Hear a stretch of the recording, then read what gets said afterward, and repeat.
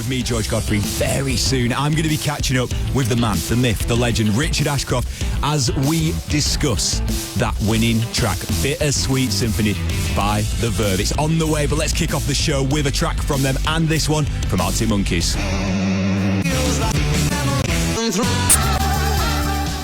So it's George here, this is the Radio X Evening Show. That was The Verve with Love Is Noise, one of their biggest hits of the noughties. And in case you missed the news, Bittersweet Symphony took the top spot of today's 100 best songs of the 90s. Now I'm very excited to say, joining me on the show, we've got the man himself, Richard Ashcroft. How are you doing? Hello, welcome to the show.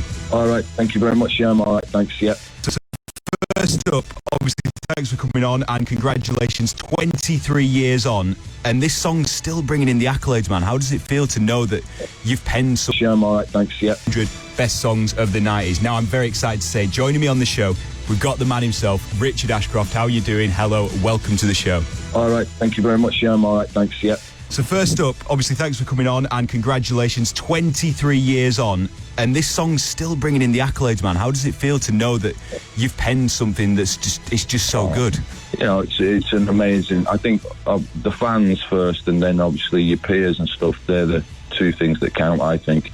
And I think at the time, for me, it was very fresh for me as well as a piece of music. So back then, I was already in the future in a way, do you know what I mean? And I think it's got a time in many ways, but that song as well, the sentiment, in the times we live now, it's like it could easily be a soundtrack to what most of the world's going through as well now, which is, you know, Orwellian, and feels like, it chimes now just as it did back then, do you know what I mean? Yeah, absolutely. I mean, it's such an iconic song of the era, and it's one that so many people still connect with and love now. When you wrote it, was there like a clear moment of magic when you knew that you were onto something special? It went in phases. It was like, it took a while to complete, but there was different elements. Say the very beginning of the whole process was in a flat, and I just had the Andrew Lou Goldman record and the dance set, and I've said before, and I couldn't even loop it, so I just had to keep putting it on over and over. Like, I was getting so excited because there was a few days before I could get in a studio and loop.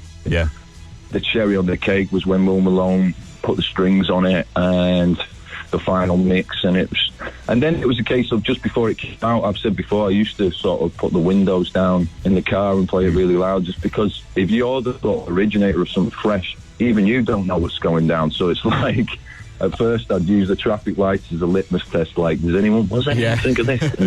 And to have it received so well, and obviously of the legal things and all that business, but it was the fact that it resonated so strongly that kind of overshadowed the negativity of potentially the legal side of the song, etc. Do you know what I mean? I think it was, for me, it's still, I don't really obviously listen to it, and I don't think any of the people out there really need to anymore. It's in our imaginations anyways. We know it. We kind of heard it. And sometimes, obviously, big songs kind of suffer for that.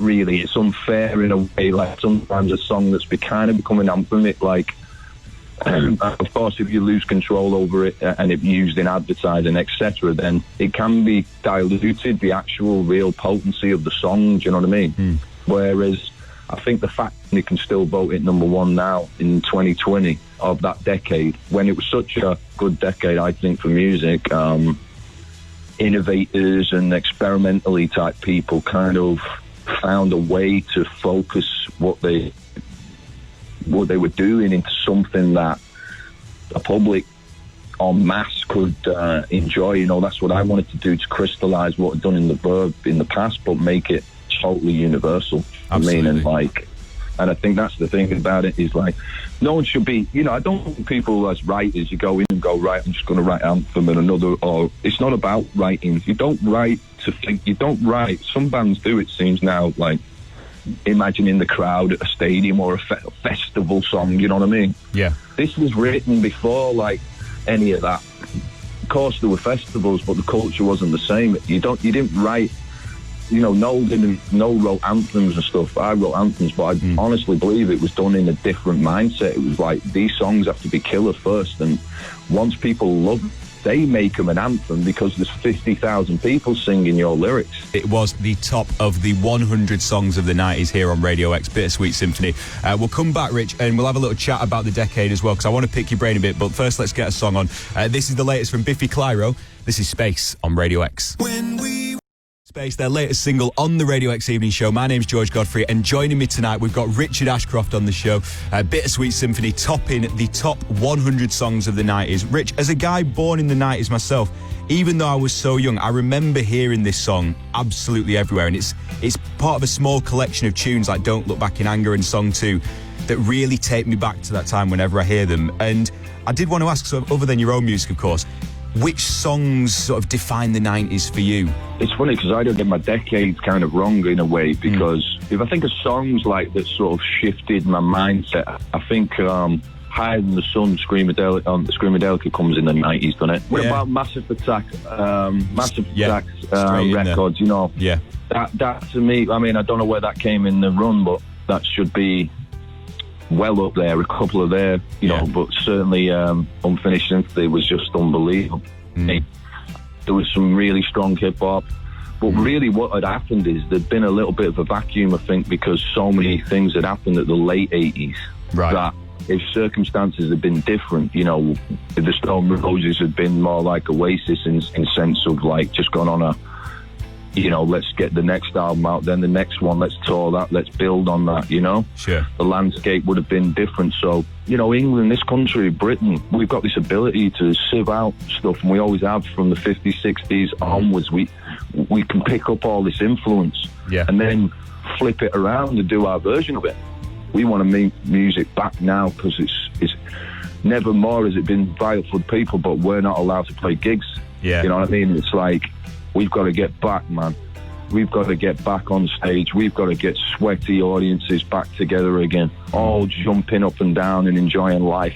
Well, I did want to talk a bit about 2020, because obviously this has been, I mean, a year that's kind of indescribable, like you touched on there. And I did want to ask, because it's been such a tough year for the whole music industry, have you managed to find inspiration in that? Like, have you managed to be creative whilst been locked down? Yeah, I've been inspired by this thing, but it's not something to me that's like, it's for the people that are suffering right now around the world, and it's the effects on not someone like me who's like, you know, walking around a garden fine. It's like, it's the effects, like we know, on the people who, once the furlough ends, are going to lose their jobs. Yeah.